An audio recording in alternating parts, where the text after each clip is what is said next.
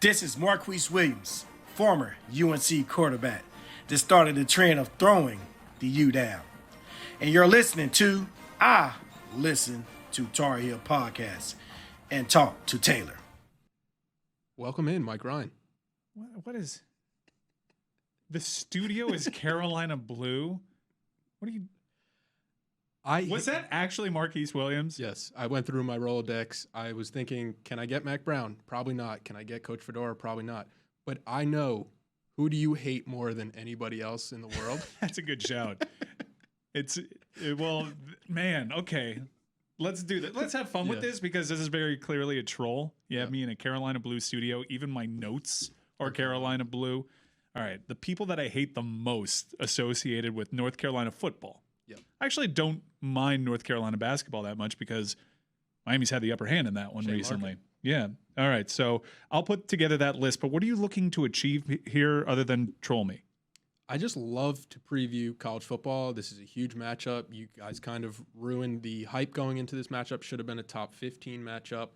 And I love hearing your thoughts on the Miami Hurricanes. You are barely hiding the smile on you're just trolling me.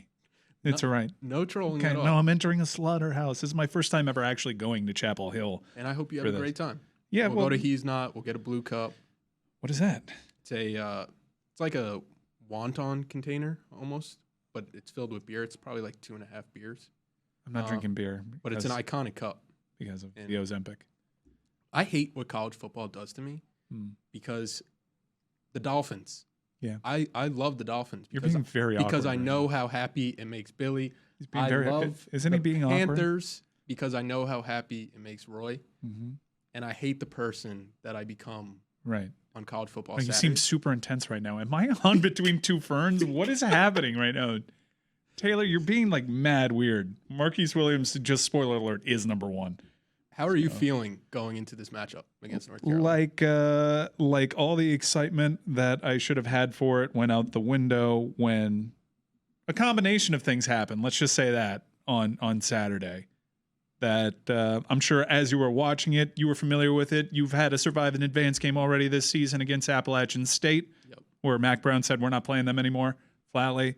So, I thought that Miami had survived a really poor performance. And as I was watching it, the way that my Canes fandom was trying to spin it was, this is actually a great result for Miami headed into it.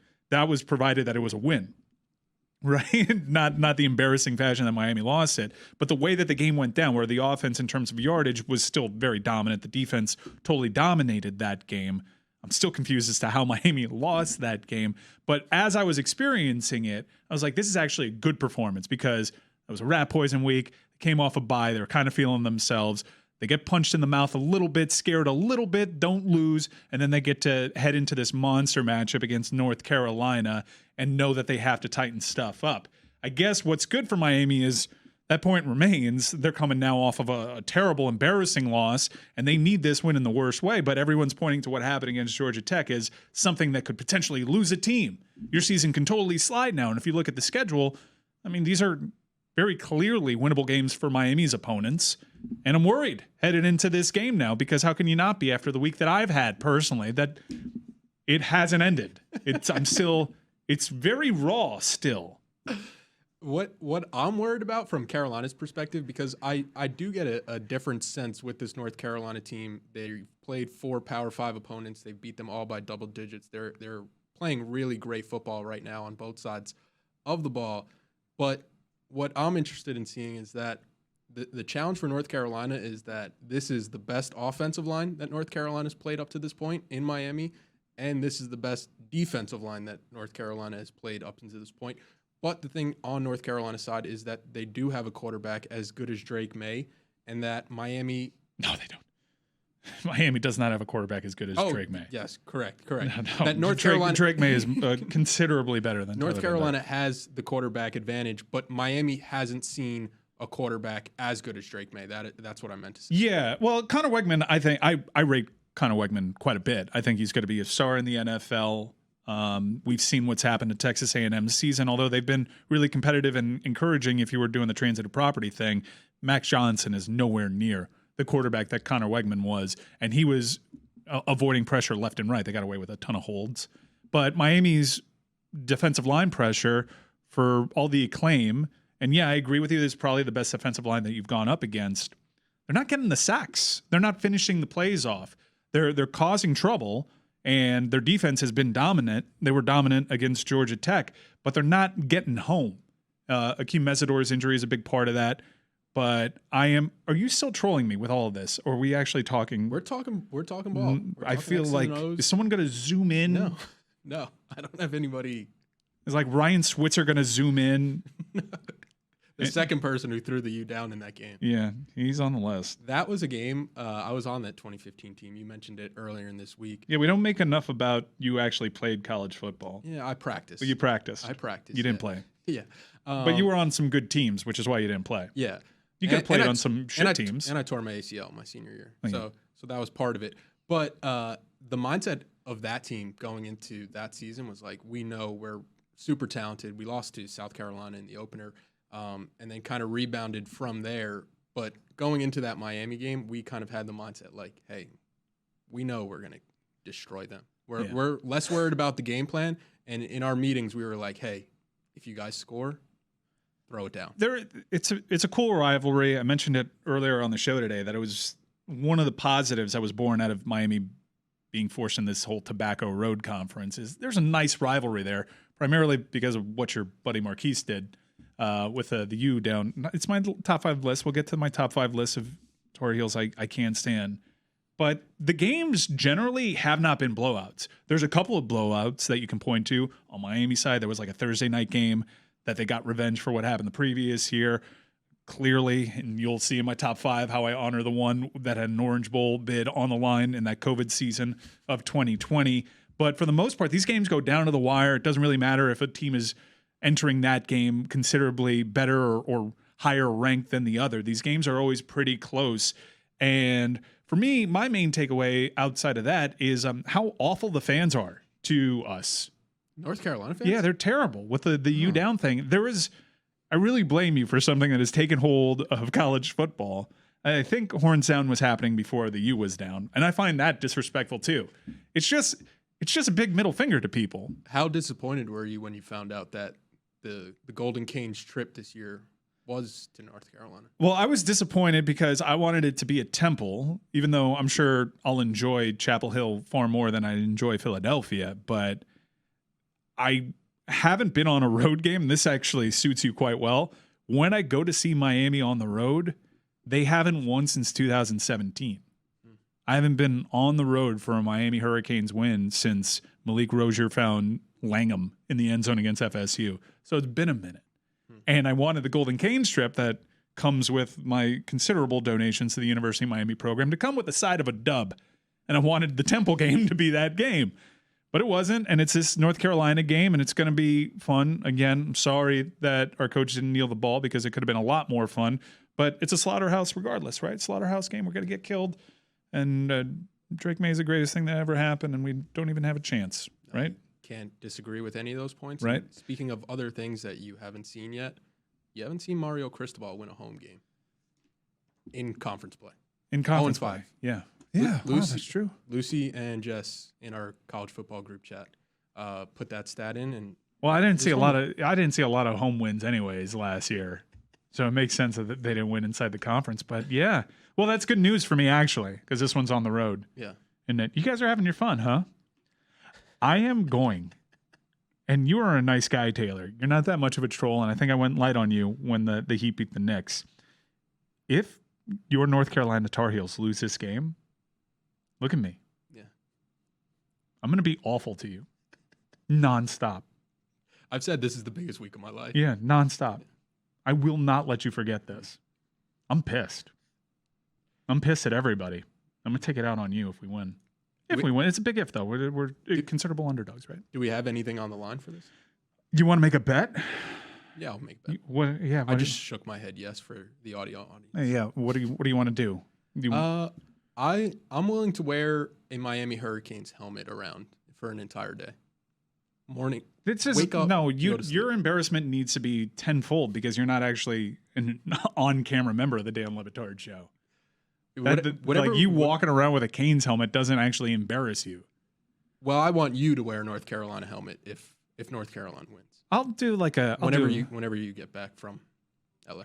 Yeah, I'll do that. I'll wear Carolina regalia. I'll wear a helmet if you want, but I want something grander for you. You can name your price. Yeah? That's how confident I am in this North Carolina game. As long as it's not something like permanent. I don't want a tattoo on my body or what I want is for Sebastian the Ibis to follow you around the office for an entire day. And I can make that happen. Okay. So that's the deal. Let's shake on it. Shake on it. I'll wear this helmet, this Tar Heel helmet, if the Canes lose. And, of course, they're going to lose because, they lost the season. Yeah, Slaughterhouse and huge underdog. Drake May is so great. Yeah, all those things, right? But if you lose, you have to be followed by Sebastian the Ibis all day. Okay. All right. Love that deal. Yeah. Is that top 5 list? Yeah, this is my top 5 list. I don't know if I have all my production elements, but top 5 people I hate the most from North Carolina football. Number 5, Mac Brown. Now, Mac Brown might be a surprise, like, oh, wouldn't you hate the head coach more? But there were actually some really important losses that he handed to Manny Diaz at the time, at a time that I wanted Manny Diaz gone. So for that reason, he actually gets a low number. I was happy when he beat up on Manny Diaz. Any part of it have to do with him being an FSU alum? What, for Manny? Yeah, like I didn't like Manny. No, Mac Brown. Mac Brown's an FSU alum? Yeah, I didn't know. I know that was. I did not know that. He was a Really? running back earlier in the days. What? Yeah. I knew that about Middle Tennessee State's head coach, which is why he put the final score against Miami on their rings. By the way, they haven't done a lot with that victory. And I knew that was the case for Burt Reynolds and Lee Corso. Did not know that was the case for Mac Brown. Had I known, he might have been number 4. But number 4 is the combination of Michael Carter and Javonte Williams. I cannot separate them. It's been etched in my mind. That was actually a huge game in 2020. De'Aaron King at quarterback. Miami had a good season prior to that, a trip to the Orange Bowl on the line seemingly for those two teams, and that was the biggest ass kicking of this series, I would imagine. So the tandem of them, Michael Carter and Javonte Williams, is number 4. Number 3 is Ryan Switzer. You know Ryan? Yeah. Tell him I said he's a piece of shit. Okay. Number 2 is Marquise Williams. Yeah. As I was doing this segment with you, I realized you're my number 1 most hated person, Taylor. So you're number 1. Oh, that's an honor. Yeah. It's an honor first. What do I have to look out for in Carolina? You want me to drink a beer out of what is it? He's not cup. We'll go Franklin Street, stroll downtown. I'm not really gonna. I'm staying in Raleigh, and I don't want to stay in Chapel Hill, but I hear it's fine. Yeah. And for a nighttime atmosphere, there's actually a lot of Hurricanes fans that make it to the Carolina games because there's a lot of Cuban Hurricanes out in La Montaña. Everybody has a cousin out there. So they actually show up for the North Carolina games. I've been to a few North Carolina Miami games in Chapel Hill. They love the gold chains with the U on them. Yeah, which ones I'm talking about? The turnover chains. Oh yeah, I guess that is the turnover chain that they're wearing. Yeah, we kind of invented that. What's your biggest worry going into this game? My biggest worry is that they lay an egg because they suffered a demoralizing loss to Georgia Tech. I think if they simply kneel or the fumble is correctly called or a million other things happen in that game differently, I think that Miami and their roster and their team makeup actually lends itself to a bit of a rock fight here. And we've mentioned that UNC is a favorite. And in terms of optics, they may seem like a considerable favorite if we're going just based off vibes, but that's not how Vegas handicaps these things. It's a 3.5 to 4 point spread, depending on where you look. Entering the season, this game was a look ahead 7. Throughout the course of the season, before the Georgia Tech game, this line was at 3.5. So if it moved, it's moved a half point. So I happen to know from being as closely associated to the program as I am that players are doing all the right things. But I guess I'm just worried that something spooky is going to manifest on that field. And if something goes sideways early on, that they're just going to see ghosts, and this season might just come down to that huge mistake that we saw on Saturday against Georgia Tech. That's my biggest fear, because with Tez Walker and Drake May, you got a really talented side. You have a slot corner that you were just – he had diarrhea mouth about saying that he was going to stop Restrepo. I'm worried about Tyler Van Dyke in that. I've always been worried about Tyler Van Dyke. This entire season, I've always told you in our most secret moments, I just don't really see it with him. I know the arm and I know the numbers and the metrics when he's got perfect protection, but I don't like what I see out of him when he's dealing with adversity. And in that game, you want to talk about someone that dodged a bullet. It was probably Tyler Van Dyke with what Mario Cristobal did, because he was atrocious there. Now, the last time these two quarterbacks played, they had a duel for quite some time. That was a really exciting game. That was Tyler's best game of the season by a country mile. Drake May was better on the day. He's better as a pro prospect. He's a better football player now. But let's see what he does when he's up against an active defensive line. I've heard you guys are physical. We'll see. The excitement with this North Carolina team is that everybody has said they've had Sam Howell, they had Drake May. They just need a defense that's average. And the excitement and the confidence with North Carolina comes down to the fact that their defense is a lot better than average. And North Carolina's won 4 straight in this series, and we're going to head to Chapel Hill and see if that continues. Thank you for not having Ryan Switzer on the show, I guess. You're welcome. Fuck you.